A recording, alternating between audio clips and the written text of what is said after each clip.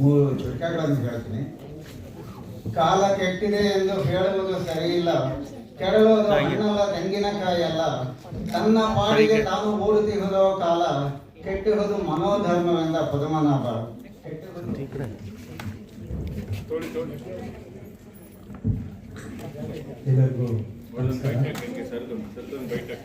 ನನ್ನ ಕವನದ ಶೀರ್ಷಿಕೆ ಸಾವು ಬೇಡ.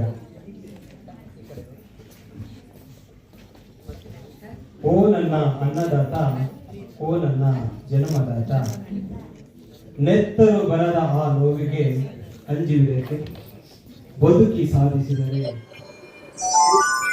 ನಮ್ಮ ಮನೆಯ ಹೊರದ ಬೆಳೆಯ ಮಕ್ಕಳ ರಕ್ಷಣೆ, ಅದುವೇ ನಮ್ಮ ಬಾಳ ಗುರಿ. ಜಗಕ್ಕೆ ದಾತ ಶಕ್ತಿ ಅಪಾರ, ಇಂದ್ರ ಶಕ್ತಿ ಅಪಾರ.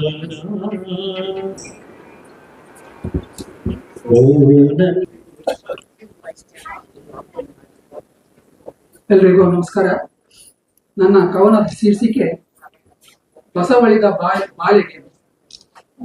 ಬಸವಳಿದ ಬಾಲಿಗೆ ಭಾವಾವೇಶವೇಕೆ ಬಾಲೆ, ಬದುಕಿನ ಅರ್ಥವ ತಿಳಿದ ಮೊದಲೇ ಬಯಲ ಹಿಡಿದ ಭ್ರಮೆ ಏಕೆ, ಬಯಲ ಹಿಡಿಯುವ ಭ್ರಮೆ ಏಕೆ.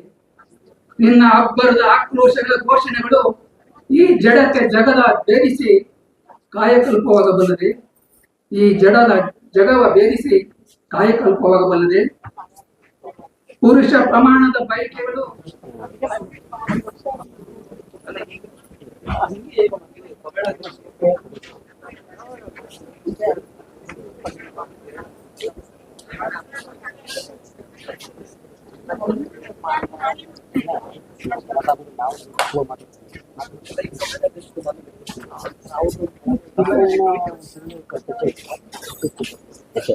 ಇದು ಈಕೆ.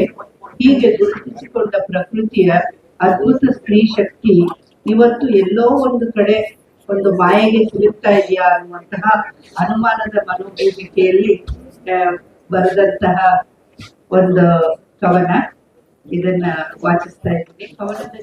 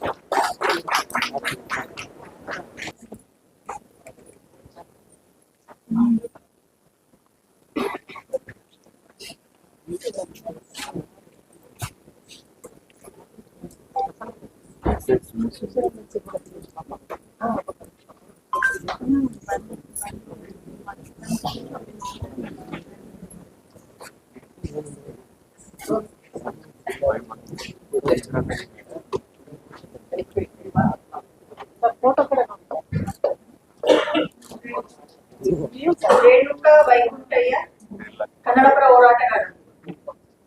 ಶ್ರೀ ನಾಗೇಶ್, ಶ್ರೀ ಪ್ರಸನ್ನ ಕುಮಾರ್ ಯಾದವ್, ಪತ್ರಕರ್ತರು.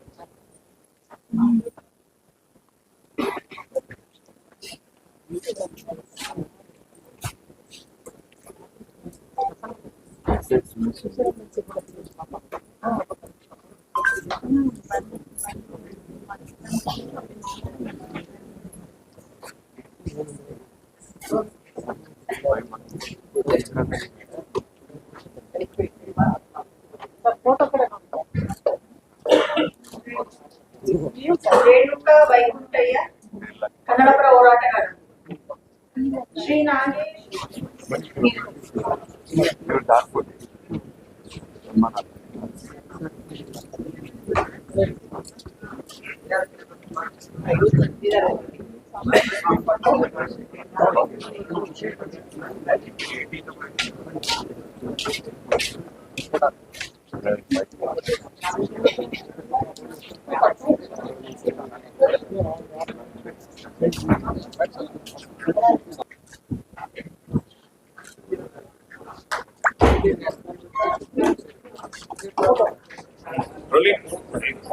ಪ್ರೀತಿಯ ಬಂಧುಗಳೇ,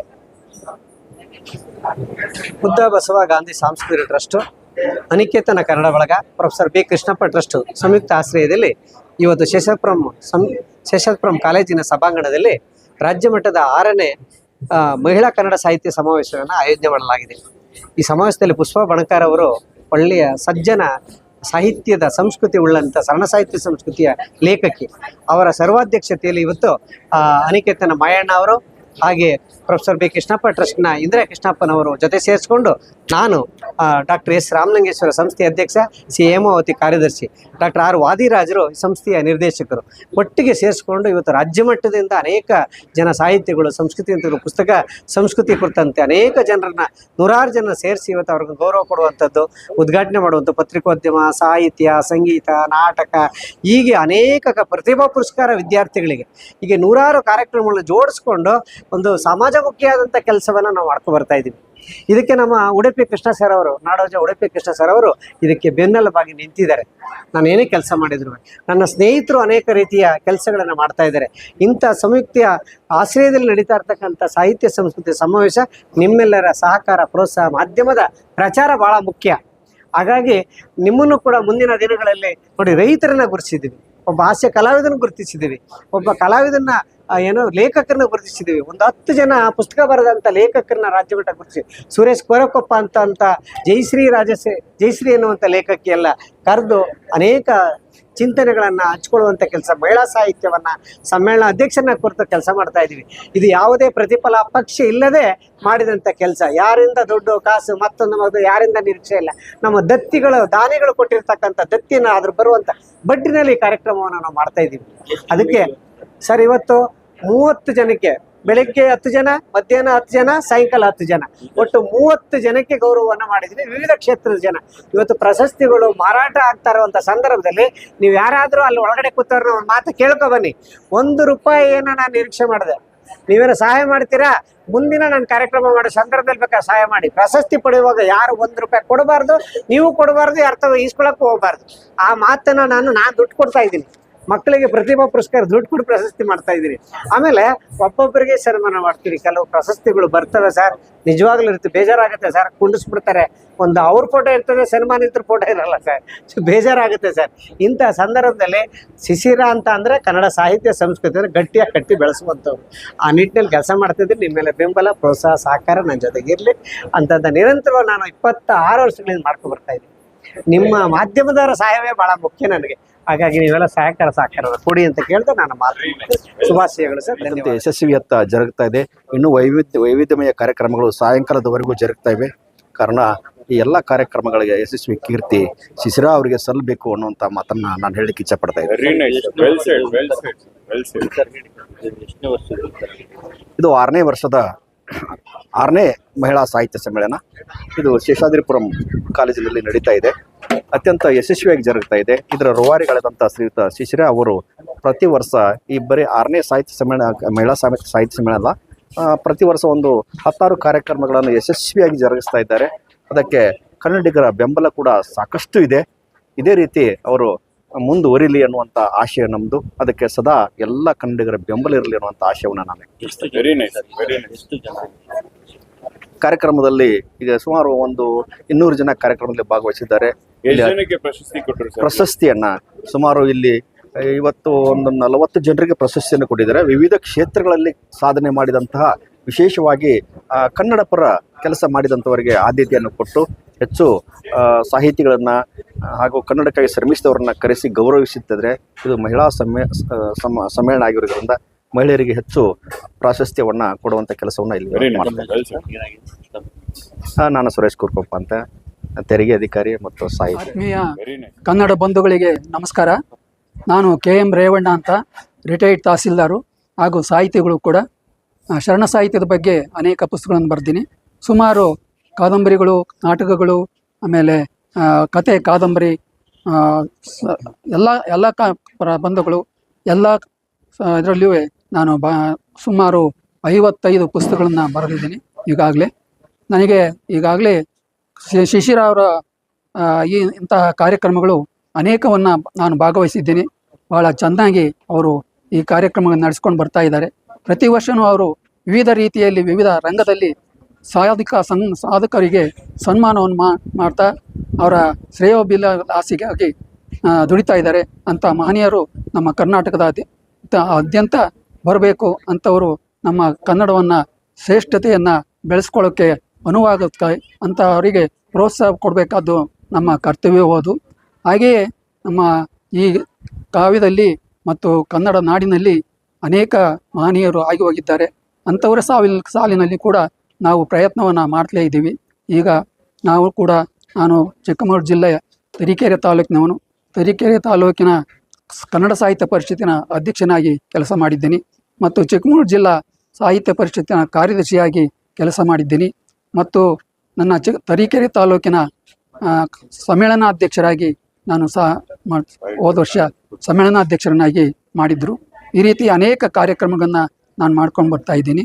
ನಾವು ಸಾಹಿತ್ಯ ಸರಸ್ವತಿ ಕಲಾವೇದಿಕೆ ಅಂತ ನಾನಿಲ್ಲಿ ಬೆಂಗಳೂರಿನ ಮಹಾಲಕ್ಷ್ಮಿ ಲೇಔಟಿನಲ್ಲಿ ಒಂದು ಸಾಹಿತ್ಯ ಸರಸ್ವತಿ ಕಲಾವೇದಿಕೆಯನ್ನು ನಿರ್ಮಾಣ ಮಾಡಿ ರಿಜಿಸ್ಟ್ರೇಷನ್ ಮಾಡಿ ನಾನೇ ಅಧ್ಯಕ್ಷನಾಗಿ ಈ ಕಾರ್ಯಕ್ರಮವನ್ನು ಪ್ರತಿ ತಿಂಗಳ 2ನೇ ಶನಿವಾರ ಕಾರ್ಯಕ್ರಮಗಳನ್ನು ಮಾಡ್ಕೊಂಬರ್ತಾ ಇದ್ದೀವಿ. ಕನ್ನಡ ತಾಯಿ ಭುವನೇಶ್ವರಿಗೆ ನನ್ನ ಅಲ್ಪ ಸೇವೆಯನ್ನು ಮಾಡ್ತಾ ಇದ್ದೀನಿ. ಹಾಗಾಗಿ ನನ್ನ ಎಲ್ಲ ಕನ್ನಡ ಬಾಂಧವಗಳಿಗೆ ನನಗೆ ಭಾಳ ಪ್ರೀತಿಯನ್ನು ತೋರಿಸ್ತಾ ಇದ್ದಾರೆ. ಎಲ್ಲೆಲ್ಲಿಯೂ ಯಾವ್ಯಾವುದೇ ಕಾರ್ಯಕ್ರಮಗಳಾಗಲಿ, ಬೆಂಗಳೂರಿನ ಯಾವುದೇ ಮೂಲೆಯಲ್ಲಿ ಕಾರ್ಯಕ್ರಮಗಳಾದರೂ ಕೂಡ ನನ್ನನ್ನು ಕರೆಸಿ ಸನ್ಮಾನ ಮಾಡ್ತಾರೆ. ಹಾಗೆಯೇ ನಾನು ಆಕಾಶವಾಣಿ ಮತ್ತು ದೂರದರ್ಶನ ಕೇಂದ್ರಗಳಿಂದಲೂ ನನ್ನ ಕಾರ್ಯಕ್ರಮಗಳನ್ನು, ನನ್ನ ಮಾತುಗಳನ್ನು ಕೇಳ್ತಾ ನನ್ನ ಕಾರ್ಯಕ್ರಮಗಳನ್ನು ನಡೆಸ್ತಾ ಬರ್ತಾ ಇದ್ದೀನಿ. ಹಾಗಾಗಿ ನನಗೆ ತುಂಬ ಸಂತೋಷದಾಯಕವಾದ ವಿಚಾರವಾಗಿದೆ. ಈ ಸಾಹಿತ್ಯ ಸರಸ್ವತಿ ಕಲಾ ಇವುಗಳನ್ನು ನಾವು ಮುಂದುವರಿಸಿಕೊಂಡು ಮುಂದಿನ ಪೀಳಿಗೆಗೆ ಬಿಟ್ಟು ಹೋಗುವಂತಹ ಕಾರ್ಯವನ್ನು ನಾವು ಮಾಡಬೇಕು. ಹಾಗಾಗಿ ನಮ್ಮ ಸಂಸ್ಕೃತಿ, ಸಾಹಿತ್ಯ, ನಮ್ಮ ಶ್ರೇಷ್ಠತೆಯನ್ನು ನಾವು ಕಾಪಾಡಿಕೊಳ್ಬೇಕು. ಹಾಗಾಗಿ ನಮ್ಮ ಜೀವನ ಭವನವಾಗಿ ಮಹತಾಯಿ ಆಶೀರ್ವಾದ, ಆ ಭುವನೇಶ್ವರಿ ಆಶೀರ್ವಾದ ಸದಾ ನಮ್ಮಗಳಿಗೆ ಸದಾ ಕನ್ನಡ ಬಂಧುಗಳಿಗೆ, ಕನ್ನಡ ಮಾತೆಯರಿಗೆ ಎಲ್ಲರಿಗೂ ಆಗಲಿ ಅಂತ ಆಶಿಸುತ್ತೇನೆ.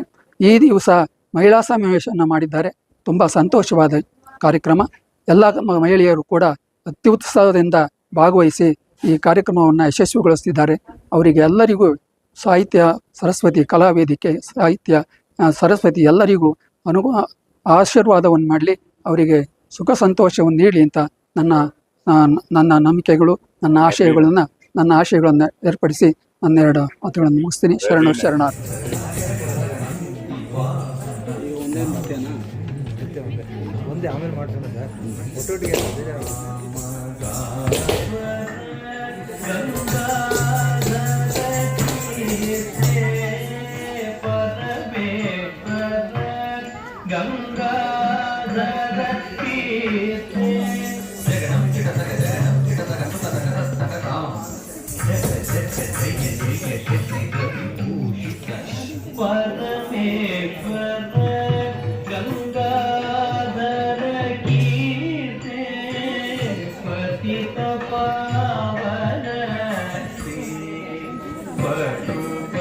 ಹೈಯರ್ ಎಜುಕೇಷನ್, ಮಗಳ ಮದುವೆ, ಕನಸಿನ ಸ್ವಂತ ಮನೆ, ಇದಕ್ಕೆಲ್ಲ ಹೆಂಗೆ ಹಣ ಹೊಂದಿಸ್ಬೇಕಂತ ಟೆನ್ಷನಲ್ಲಿ ಇದ್ದೀರಾ?